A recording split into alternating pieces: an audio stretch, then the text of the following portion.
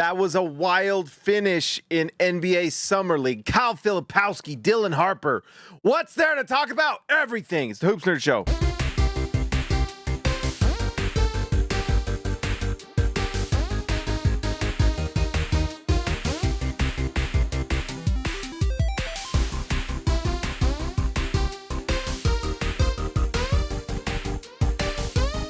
All right, guys, like always, before we get started, like the video, subscribe to the channel. Okay, so what a finish. Let's just get to that ending, and then we'll talk about the game. Kyle Filipowski with the game on the line, Utah down 2, gets the ball at the top of the three-point line, just seconds left, drives to the basket. It's an absolute poster to tie the game. This is in overtime. Amazing shot. And we'll just talk about Filipowski and how good he's been. He's been incredible. And then the San Antonio Spurs with a guy named Minix gets the ball from out of bounds, hits a fadeaway, falling away shot. I don't know who Minix is, and just buries the shot. And the Summer League game was over, and the Spurs get to win. Wild finish, heartbreaking.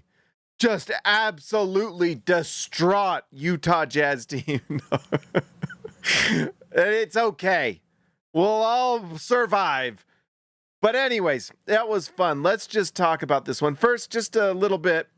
I was interested to watch Carter Bryant. There's a lot of people who were just absolutely losing their minds over Carter Bryant to start this. And he is a good defender. He had, let's see, 2 blocks in this one, a steal. He is a good defender, or at least you can see the makings of a really good defender. He was also 2 for 11 in this one, 0 for 3 from 3. We're not seeing the tweets anymore tonight. No more. So, I don't know. I'm not losing too much sleep over Carter Bryant. It's why you got to watch all the games, because you see all the different angles, and he doesn't have a game of driving to the basket, just from my point of view. He's a defender. I think he can be a catch and shoot three-point shooter. At the same time, he didn't start at Arizona. And, you know, we might be seeing a little bit why. It's always a little bit, you got to be a little bit careful when you're picking and choosing which highlights you share. And that's what happened. By the way, guys, I opened up the chat for everyone just to get a flavor of that. So anyone can chat if you want. It does mean there will be more. If it offends you, let me know, because honestly, the members are the ones that matter to me the most. Anyways, I appreciate the members and your support very, very much. All right, so let's see here. That's basically what happened. Carter Bryant, and then we got to see Dylan Harper. Dylan Harper goes 5 for 16 from the field, 1 for 4 from 3. I don't know if it's been flippin' awesome. Thank you, flipping the script. KG10 to TH5, the name change. I love it. And also, thank you for being a member. One of the top fans. This is a new thing, by the way. The top fans thing. It's pretty great. Thank you so much, KG10 to TH5, flipping the script. But Dylan Harper's played in a few games now, still putting up kind of pedestrian numbers. I am very, very, very excited to see what happens with Ace Bailey when he comes back. What if Ace Bailey is like the number 2 prospect in this draft? I guess we'll find out. What I can say is Utah has had kind of 2 steals in the draft already, and they might have had a third. Let's just get into this. So, John, Utah fans, I honestly, when I was driving home and I saw the notification that Ace Bailey wasn't playing, it was just, it was curse words. It was, son of a gun. Are you serious? So we didn't get to see Ace Bailey again. I'm wanting so badly to see Ace Bailey. They don't play tomorrow. Thank goodness. I'm a little tired, to be honest. These 3 games in 4 nights is brutal for me. Because guess what? Before this video, I had to write a recap, and I run this team at SLC Dunk, and it's just a lot. But anyway, so nice to have no game tomorrow. I will have a video, though, and I have a trade idea. We talked about it during the live stream. Those in the live stream, you guys know what I was talking about. I'm doing a video on it because I want to. But anyways, Tanji, Tarjay, I don't know. But anyways, he gets the start and he played really well. At least shot the ball well. 4 for 7 from 3, 5 for 9 from the field. He had 3 assists, 3 rebounds, 1 steal, plus 15. Really nice. It's one game. It's one summer league game, but it's his first summer league game and he played well. What if he's a nice player for Utah? Who knows? Could the Jazz get out of this draft not 1, not 2, but 3 steals? Maybe. So, anyways, really great. I'm pretty excited. So, nice to see John Tonje show up and shoot the ball well. Somehow he was able to score on Carter Bryant. We speak of Carter Bryant in hushed tones with how well he's been. And you know what? It's fine. He's fine. The Jazz were fine. Cody Williams has had honestly, a pretty impressive summer league. I'm freaking buzzing. What's buzzing over here? Okay. Whoa. Okay. It was a Shams notification, and I was like, whoa, what happened? Anyways, Cody Williams has played pretty darn well this summer league. At least he's improved. And tonight, the shooting wasn't there, but I have personally been impressed with Cody Williams and his driving to the basket, his handle, and his defense. You know, the shooting, he's had pretty good nights from the field. The three-point shot has not been there. So that's the next thing for Cody Williams, if he can get that three-point shot to improve. I think he can. I tell you what, when I'm watching him shoot, it does feel like a shot that can be improved. The way he shoots the ball, his balance when he shoots is solid. The release looks pretty good. It's just not super smooth yet. And so I think it can get there now, or maybe I'm just hopeful that it can get there. Maybe. We'll see, but I think so. 4 for 13 from the field's not great, but what I do love is that he had 3 steals. That's 2 games in a row now of 3 steals for Cody Williams and 4 assists. He had 4 assists and 3 steals last game as well. Crazy. So he's doing a lot on the floor outside of just shooting the ball, and that's a winning player. Plus 12 Cody Williams, plus 15 John Tonje, and plus 15 for Kyle Filipowski. Those were the 3 best players on the floor for the Jazz. And so we shouldn't be surprised that they were the most impactful guys for Utah. I'm just happy for Cody Williams because last year was obviously really disappointing. It just kind of spiraled and got worse and worse, and it's nice to see him improving. You can see he's playing with a little more joy, a lot more confidence, aggression, and not as much fear. So it's really nice. And he's impacting games in other ways than just shooting the ball from the corner. He can drive to the basket. And there is a world where he can kind of initiate some plays here and there for Utah. Wouldn't be surprised if he kind of plays a little bit of shooting guard for Utah, and that would be really nice to see. So, anyways, speaking of Harkless, I don't know if he's an NBA player. He is definitely a good defender. I don't know if he does anything of real value on offense. I mean, he can handle it. He drives it up. He had 7 rebounds in this and 1 assist. I don't really know. He's a defensive specialist. So he's one of those guys that I'm happy for if the Jazz keep him on the Stars and he plays on the Stars and can just continue to develop there. But he's got to shoot the ball better. He shot tonight, 4 for 12, 2 for 7 from 3. It's better than Collier, but still not quite good enough. So you want to see him continue to develop in the G League. All right, let's talk a little bit about Isaiah Collier, and then we'll get to flipping the script. But Isaiah Collier, 32 minutes tonight. It is a weird summer league for Collier. I don't feel like he's improved. He had 12 assists tonight, so can't argue that he was not passing the ball well, because he was. And he does care, and he does play hard, and he has a lot of heart and a lot of competitiveness and a lot of pride, and you got to like that. Or I don't know. You don't have to like it. I like it. I like when players care, right? I don't know. Here is the Mr. Hyde portion. 5 for 17 from the field, 1 for 5 from 3. It's those games where you see him shoot it well. I just don't trust it. And I talked about this on the live stream, but where I kind of see Cody Williams' balance on his jump shot and I see the form of a good jump shot, I don't really see that with Collier. And I don't know if the way he plays, he can get there. Maybe. But it just seems very, very unlikely. So I don't know.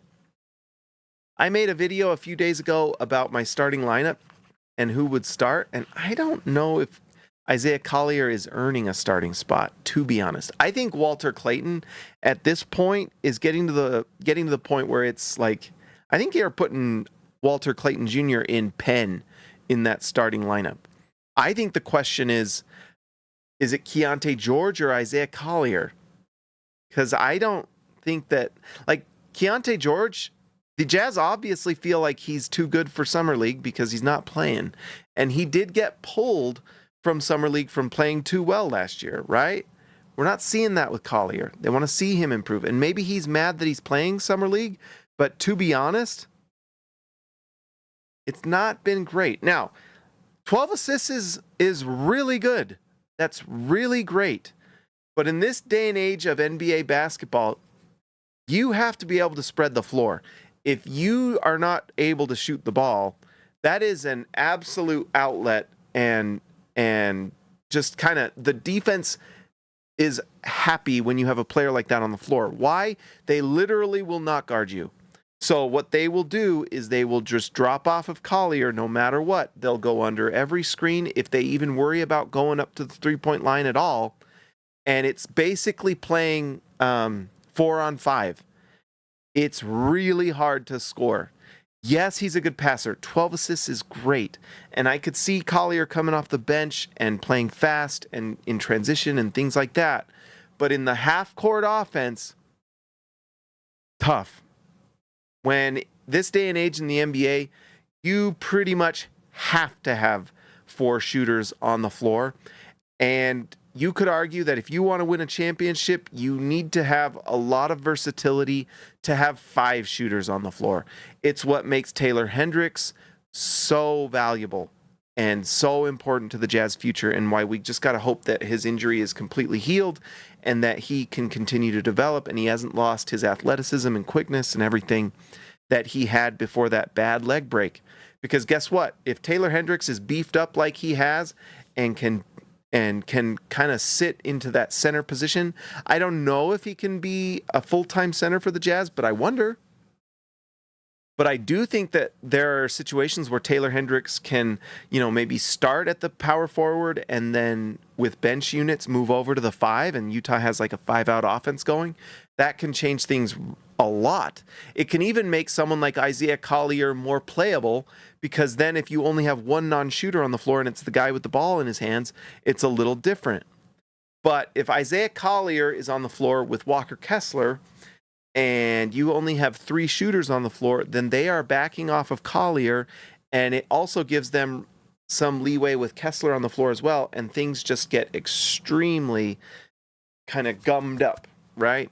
So I don't know if Isaiah Collier is going to start next season. So I think I disagree with myself. I should go to my video and make a comment. What are you doing? What are you talking about, moron? So it's not been great, guys. The assists, great. Awesome. Really impressive passing. Have to be able to shoot the ball, or it doesn't do much for you. It really doesn't. So tough stuff. I don't really have much to say on guys like Cameron McGriff and some of these other players for Utah, but let's talk about Kyle Filipowski. Holy smokes. There's really no reason at this point for Kyle Filipowski to be playing other than the fact that Utah does not have another center on the team outside of Sanogo, and Utah has stopped playing Sanogo. He's not been very good. So Utah has like one big, and during this game it was really apparent because they had Cody Williams playing center, which is partly why he's probably got the stat line he does. So when someone tells you like, whoa, so Cody, well, because they had him playing center, Utah doesn't have another center. And last time I checked, Cody Williams is not a 5. but he had to play the 5, and it didn't really work. And so, I don't know. But anyways, that's the reason Kyle Filipowski's playing. And I got to say, it's a lot of fun because he's absolutely dominating. He's leading the entire NBA Summer League in scoring. I would not be surprised if he wins Summer League MVP with the numbers he's putting up. He's averaging 26 points per game, but it's going to go up. He's going to average like 30 points per game in this. Tonight was just a monstrous offensive stat line. 11 for 19 from the field. For those of you wondering, that's 57%, but he shot 5 for 8 from 3, 62%, and he did go 8 for 12 from the free throw line. He had 11 rebounds, an assist, and a steal. He just crushed the Spurs inside. They had no answer for him. This is great. I mean, honestly, last year's draft, I'm feeling better about it. Cody Williams is showing the signs, guys, of being a contributing player. It's great. And then you have Filipowski looking like the Jazz's best pick last year, picked in the second round. He was the third one they picked. I don't think that during the NBA season you can play Filipowski at center, though. That's my only thing. I think he has to be a power forward. He cannot protect the rim. Now, that said, I think there are certain nights during the regular season when you need, you have depth and you have guys resting. Let's say Lauri Markkanen doesn't get traded this offseason, but the Jazz are resting him anytime he's even slightly got a sliver in his finger. You can have lineups where where Kyle Filipowski moves over to the 5, and that's fine. The defense is terrible at that point. We saw it all last season. It led to the Jazz getting Ace Bailey, so that's great. But when Utah, not next year, but the following year, is looking to start winning some games and actually winning, I don't think you can play Filipowski for more than maybe little small 3 to 5 minute stints of him at the 5. And that's only when you need it. The good news, the thing that I am seeing, and I could be wrong, but what I'm seeing is that I think he can defend at the 4. I think he can defend as a power forward at least good enough. His numbers in the defensive LeBron advanced analytics are actually not terrible for him as a defender, which gives me a lot of, makes me think that, because those are a compilation, and you got to be careful with your advanced analytics. I have a really hard time when people throw advanced analytics at me and don't have any context with the context. When they say, look, Kyle Filipowski, terrible defender. Well, I agree, but in what context? As a center, terrible. Really bad. It's really bad, guys. He cannot be a defensive center. He just can't. It's terrible. I guess never say never, but from what we've seen so far, not good. But he can play defense at the power forward. There were a few plays tonight. I saw him move his feet on the perimeter, and he was guarding one of the guards on the Spurs, trapped him in the corner. That's good defense. The out of bounds is another defender, and he did a good job. And so I think that Filipowski at the 4 can defend. What we do know is that Filipowski on offense is a weapon, an absolute weapon. And it's great to see. He is too good for Summer League, but the Jazz need him because they have no other bigs they can play. And you're basically having, not basically, they did. They had Cody Williams playing center. It's just, whoever did all the Summer League roster building forgot to get another center. Guys, what are we doing? How did you only put 2 bigs on this Jazz roster? What is going on? Can we please go get, and maybe it's because they, what was his name? Shibwe. Why isn't Shibwe with the Jazz in Summer League? Maybe he's too good. I don't know, but kind of feels like they need to go give a call and say, Oscar, can you please come to Summer League? We'll give you a nice little 10K bonus. Please come play Summer League. I don't know. But at this point, the Summer League's getting close to being done. They're just going to play Filipowski the whole way, which is fine. He's probably going to win Summer League MVP, which is pretty cool, right? Here's the thing, too. I gotta say, I had a feeling last time it was close. I think they wanted to play Ace Bailey in this game. I think Ace Bailey wanted to play. Why? Because his good friend from Rutgers, and you can tell they're good friends. Draft night really showed that they really enjoy playing with each other. Dylan Harper and Ace Bailey were close friends at Rutgers, and I think he wanted to play tonight. And honestly, I think the Jazz are just being extremely careful. And it makes sense. There is, as painful and as frustrating it is, and I want to watch Ace Bailey, the worst thing you could ever have is, like, heaven forbid, like a Bo Jackson hip injury to Ace Bailey, and it would just be devastating. So I'm glad they're holding him out if there's even any remote chance that he could be hurt. That said, I want to watch him play basketball so bad. Who else wants to watch Ace Bailey play basketball? I can't wait. That second game in Salt Lake City Summer League was phenomenal. And yeah, I just so let's hope. So it's another day of rest for Ace Bailey. Whatever they can do, because how fun would it be to watch Ace Bailey with Filipowski and John Tonje, and I guess even Isaiah Collier. Maybe Walter Clayton can come back. He said it wasn't too bad of an injury. I really, really, really want to watch Clayton too. This Jazz draft is looking really good, everyone. Guys, gals, men, women, children, all of you. This Jazz draft is looking like a great one. Now, who knows? Maybe the season comes along and Ace Bailey, it doesn't look very good, and who knows? But from what we've seen so far, I have a lot of reasons to believe it's going to go well, or at least long term it will. Walter Clayton is looking like Jamal Murray, guys. It's actually really crazy. Like, really crazy. Lee Christensen, welcome back. Sorry that you had a rough 2 or 3 years. It's rough out there these days. But what if the Jazz hit on all three and Filipowski turns into something? You get Taylor Hendricks back. Utah will get a good player in next year's draft, and they have a chance to get an all-time player. I can't tell you how good Darren Peterson looks. Cam Boozer looks like Tim Duncan. AJ DeBonsa looks like, I don't know, Vince Carter. He looks incredible. Just all of these players look fantastic, and you have that added on to what looks like a potentially great player in Ace Bailey. And I'm telling you, we've got a lot to talk about this summer.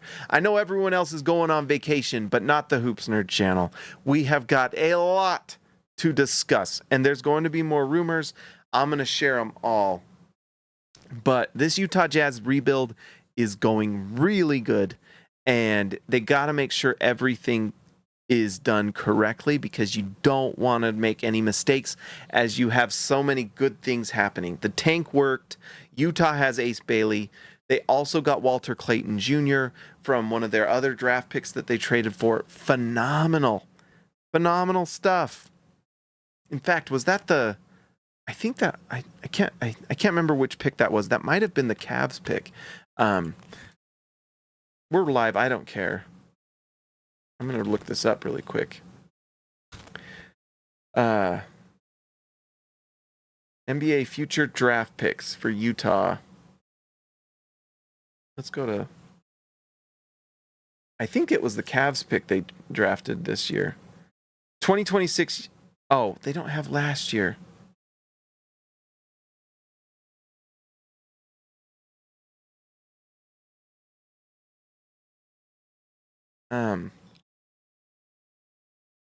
I don't know. I don't think I have the time to look this up.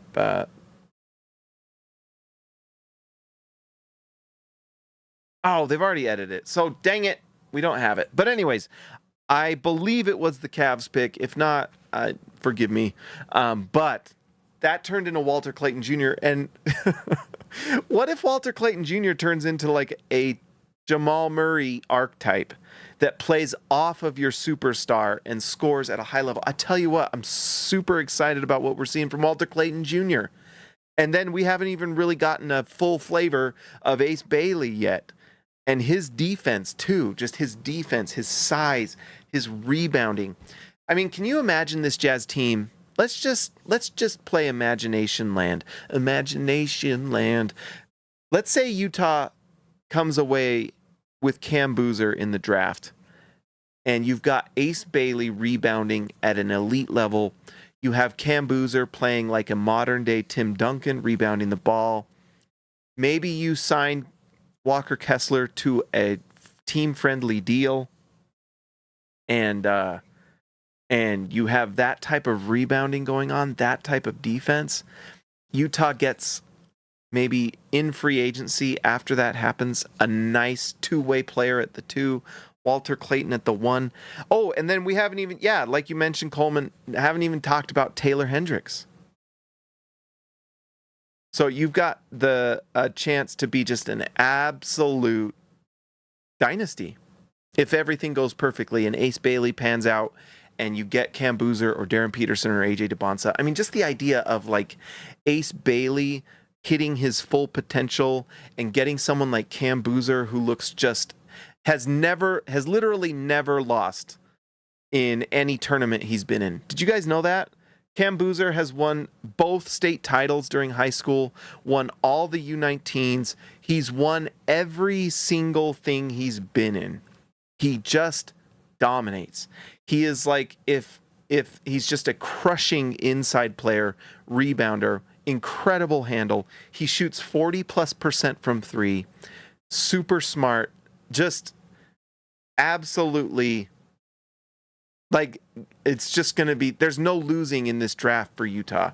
You get AJ DeBonsa, you get Cam Boozer, you get Darren Peterson, and we haven't even had the season start. So there's going to be guys that rise up as well.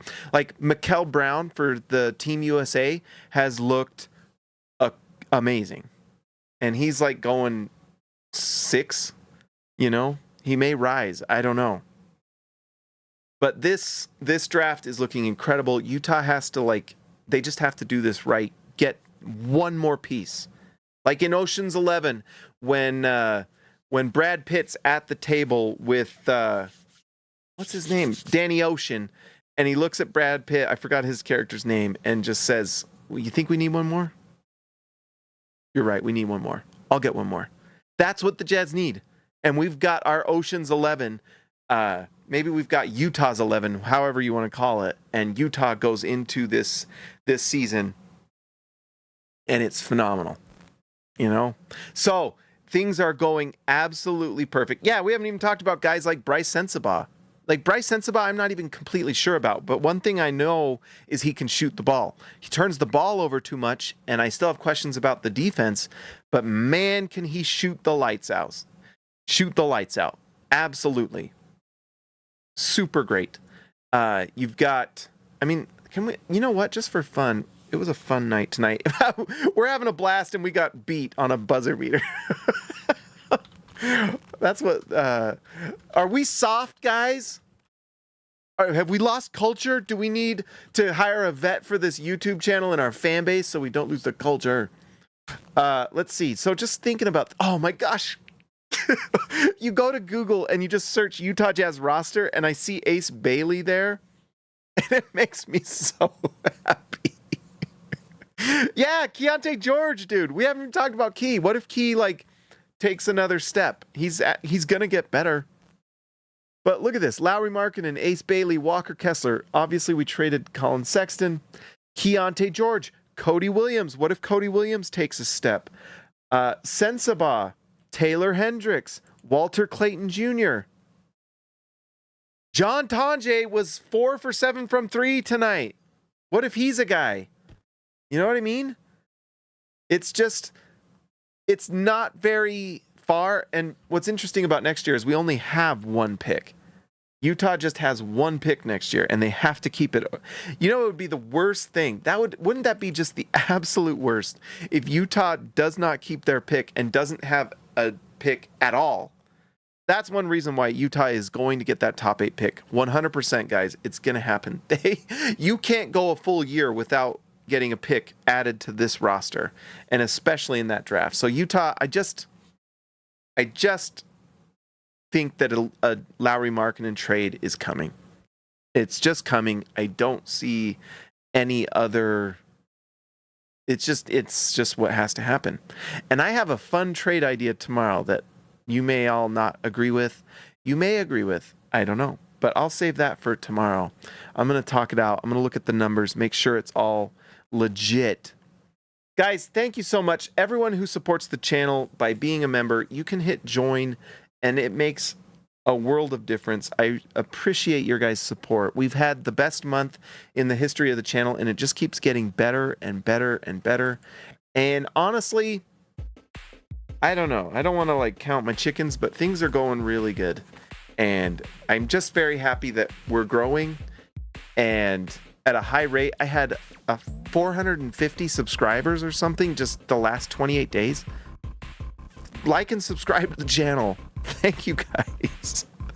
It's a blast. I'm having fun. I hope you guys are having fun. This Jazz team, I knew this would happen, by the way. Like, I knew that if you did it right and you tanked correctly, you would get the player. And the excitement around this Jazz team is just palpable, and I knew it. And it was a sucky year last year with tanking. The numbers were bad because people don't care about tanking teams, but you guys were all here, especially the members. I appreciate you in a way. You guys know I appreciate it. So thank you for all the members joining, especially the All-Stars. Let's give a shout out to the All-Stars tonight.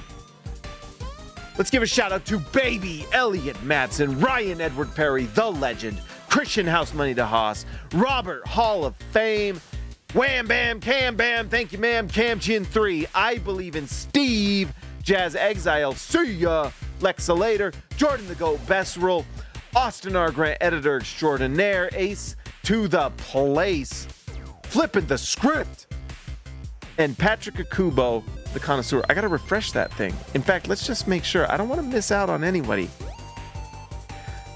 My music, I'm not. Is it arrogant to say I love my music? By the way, new member Bruce F. Welcome to Starter, Bruce. Welcome, and Blake J. All right, there we go. Flipping the script. It got updated, guys. I really appreciate you. Thank you so much for supporting the channel. It's growing, and the Jazz are just on track to becoming something special, and we're all going to be a part of it. So don't miss a video. Share them, like them, all of it.